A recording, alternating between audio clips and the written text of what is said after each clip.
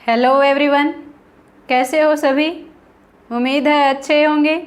स्वागत है आप सभी का वीएसएम क्लासेस में। और आज हम करेंगे कंजर्वेशन ऑफ मोमेंटम कि मोमेंटम जो है ऑब्जेक्ट्स का वो कंजर्व्ड होता है before collision and after collision, दोनों मोमेंटम्स बराबर होते हैं। तो इसके लिए हम एक एग्जांपल मानते हैं कि दो बॉल हैं, थोड़ा इधर बना लेते हैं कि एक बॉल ये मान लो ए है, दूसरी बॉल को मान लो आप बी है। दोनों इस साइड मूव कर रही हैं, दोनों सामने की तरफ चल रही हैं। इसका मास, फर्स्ट बॉल का मास आप मान लो एम ए है और सेकंड बॉल का मास मान लो एम बी है। ठीक है। और जो इसकी फर्स्ट बॉल की वेलोसिटी है वो मान लो यू ए है और सेकंड बॉल की वेलोसिटी इनिशियली क्या है, यू बी है।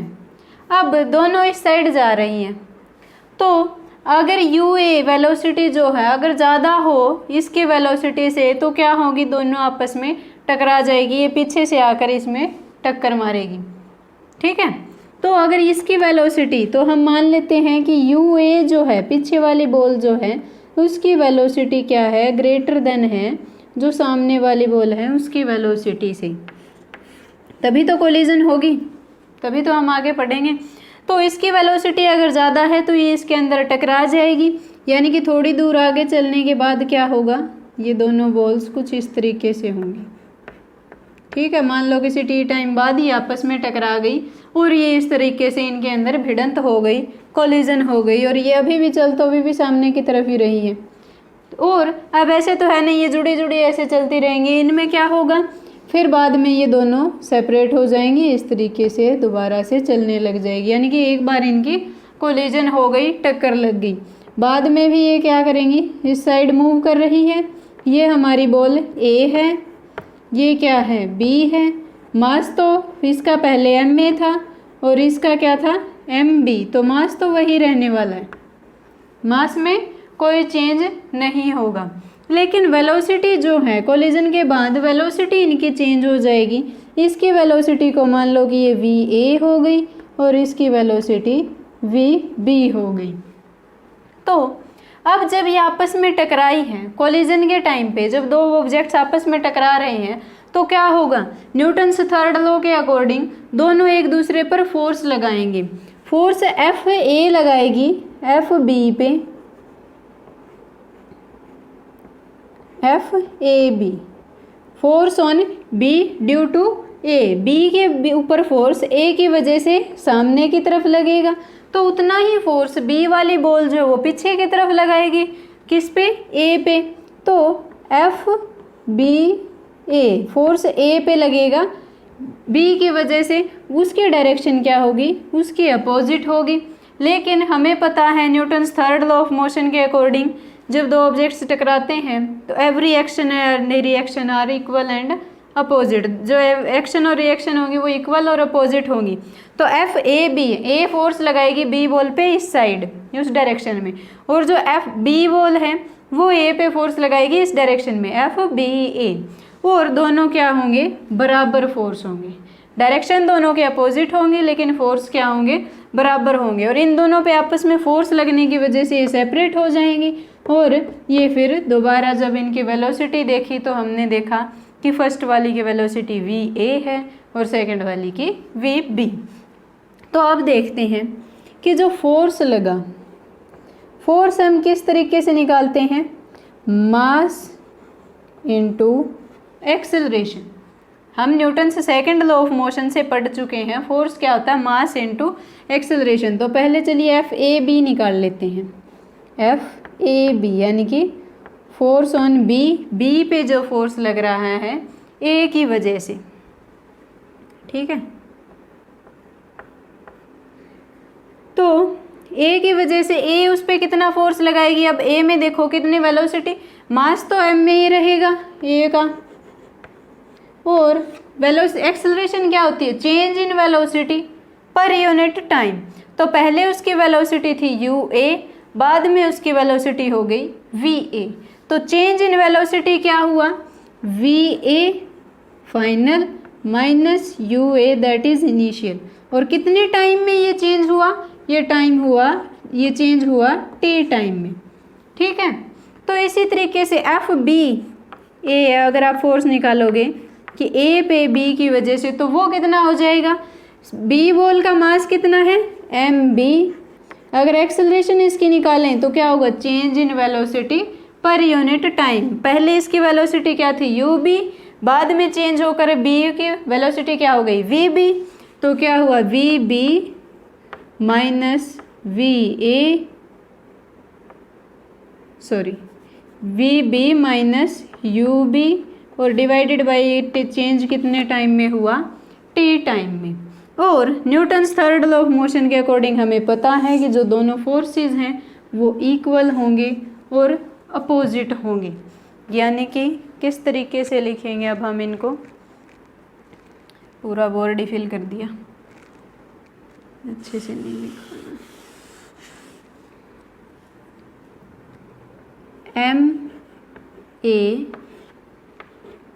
We A minus U A divided by T equal होगा किसके, जो दूसरे वाला फोर्स है इसके, M B V B minus U B divided by T, but opposite यानी कि विद नेगेटिव साइन। क्या आएगा, एक नेगेटिव साइन आएगा। इक्वल होंगे लेकिन अपोजिट डायरेक्शन में होगा, इसीलिए हमने आगे एक नेगेटिव साइन लगाया।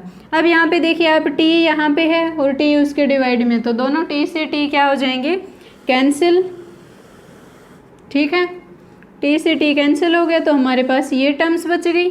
तो अब देखिए M A V A, M A को अंदर मल्टीप्लाई कर देते हैं, M A V A minus M A U A is equals to minus of M B V B minus minus plus हो जाएगा एम बी यू बी। ठीक है, तो अब जब इनको रीअरेंज करते हैं, ये वाली टर्म उस साइड चली जाएगी, प्लस की हो जाएगी, और इसको हम इस साइड ले आते हैं तो ये भी प्लस की हो जाएगी। तो क्या मिलेगा हमें, M A V A plus M B V B is equals to M A U A plus M B V B, ये हमें मिलेगा। सॉरी यहाँ पे एम बी यू बी, क्योंकि ये वाली टर्म है ना प्लस की रहेगी। तो अब देखिए मोमेंटम क्या होता है, मास इनटू वेलोसिटी। ये क्या है, mass of first ball into उसकी वेलोसिटी, जो उसकी फाइनल वेलोसिटी थी क्या थी वी ए, और इसकी फाइनल वेलोसिटी क्या थी वी बी। और ये क्या है M B, mass of the second ball और उसकी वेलोसिटी। ये क्या है, आफ्टर कोलिजन, दोनों के मोमेंटम को हमने ऐड कर दिया कि कोलिजन के बाद क्या हुआ।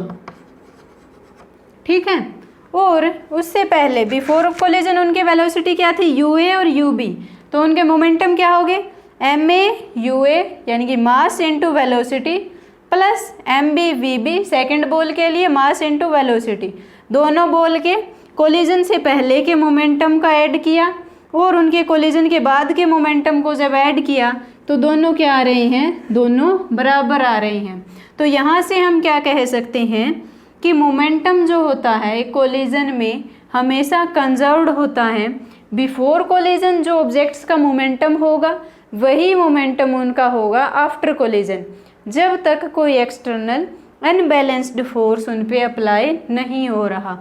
अब इनमें हम कोई और फोर्सेस हम कंसिडर नहीं कर रहे। अब इसमें होगा तो एयर का रेजिस्टेंस भी, जो सरफेस पे मूव कर रही है उसका भी फ्रिक्शनल फोर्स होगा, लेकिन हम उन सभी में से किसी को भी इंक्लूड नहीं कर रहे। हम मानकर चल रहे हैं कि यहाँ पे कोई एक्सटर्नल फोर्स अप्लाई नहीं हो रहा। तो उस केस में क्या होता है, मोमेंटम हमेशा कंजर्व्ड रहता है। मोमेंटम दोनों बॉल्स का कोलिजन से पहले का बराबर होगा किसके, कोलिजन के बाद के। तो total momentum before collision and total momentum after collision is conserved, always unchanged रहता है, सेम रहता है। तो यही है कंजर्वेशन ऑफ मोमेंटम। और ये जब आमने सामने से ऐसे बॉल्स टकराएंगी तब भी जो मोमेंटम है वो कंजर्व्ड रहने वाला है। किसी भी तरीके से जब बॉल्स टकराएंगे, जब हम एक्सटर्नल फोर्सेस को ज़ीरो ले रहे हैं तो मोमेंटम हमेशा क्या रहेगा, कंजर्व्ड रहेगा। तो ये आपके लिए होमवर्क ही समझ लो कि ये तो हमने एक डायरेक्शन में लिया था कि ये एक ही डायरेक्शन में दोनों बॉल्स जा रही हैं, लेकिन मोमेंटम तो हमेशा कंजर्व्ड ही होता है। तो आप इसको इस तरीके से करना कि ए बॉल इधर से जा रही है और बी बॉल सामने से इस साइड आ रही है, तो उस केस में भी मोमेंटम कंजर्व्ड रहेगा और आपको इसे प्रूफ करना है कि मोमेंटम कंजर्व्ड कैसे रहेगा। ठीक है बच्चों, तो ये आपके लिए होमवर्क है। और आई थिंक आपको थोड़ा फास्ट हो गया, करवा दिया तो आपको उसमें थोड़ी सी दिक्कत होगी, तो आप इसको एक बार बैक करके दोबारा से देख लेना, इसको अच्छे से समझ लेना कि मोमेंटम जो है कोलिजन से पहले जितने ऑब्जेक्ट्स हैं उनका सम, उनके मोमेंटम का सम हमेशा बराबर होगा किसके, कोलिजन के बाद उनके जो मोमेंटम है उनका सम, वो हमेशा बराबर होते हैं। तो मोमेंटम हमेशा कंजर्व्ड होता है बिफोर कोलिजन और आफ्टर कोलिजन वो सेम रहता है। आज के लेक्चर में बस इतना ही। Thank you so much, tata, bye bye.